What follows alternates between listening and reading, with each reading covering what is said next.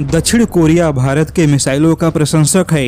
दक्षिण कोरिया भी अपने दुश्मनों के विरुद्ध भारत जैसे ही मिसाइल कार्यक्रम को आगे बढ़ाना चाहता है, लेकिन वही दक्षिण कोरिया हथियारों के व्यापार में भारत का एक बड़ा प्रतिद्वंदी भी है। लड़ाकू जहाज बनाना हो या फिर सैन्य हेलीकॉप्टर का निर्माण हो, ज्यादातर हथियारों के क्षेत्र में दक्षिण कोरिया ने भारत के मुकाबले काफी अच्छी बढ़त हासिल की। लेकिन जैसा कि भारत ने भी अपने स्वदेशी हथियारों के विनिर्माण को बहुत ही प्रमुखता से आगे बढ़ाया, जिस वजह से हथियारों के व्यापार को लेकर कुछ ऐसी स्थिति बदल गई कि अब भारत के हथियारों का विनिर्माण केंद्र दक्षिण कोरिया के हथियारों के व्यापार को टक्कर देने की स्थिति में आ चुका है।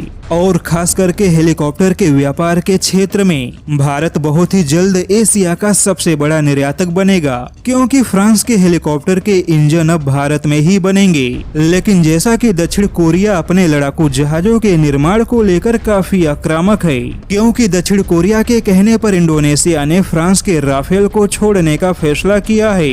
दरअसल दक्षिण कोरिया के 5वीं पीढ़ी के F-21 फाइटर जेट की परियोजनाओं में इंडोनेशिया भी भागीदार है। हालांकि इंडोनेशिया ने दक्षिण कोरिया के फाइटर जेट की परियोजनाओं से बाहर निकलने का मन बनाया था और फ्रांस के राफेल के साथ जाने की योजना भी बनाई। लेकिन अब इंडोनेशिया ने फ्रांस के राफेल को छोड़ दक्षिण कोरिया के फाइटर जेट की परियोजना में बने रहने का मन बनाया है।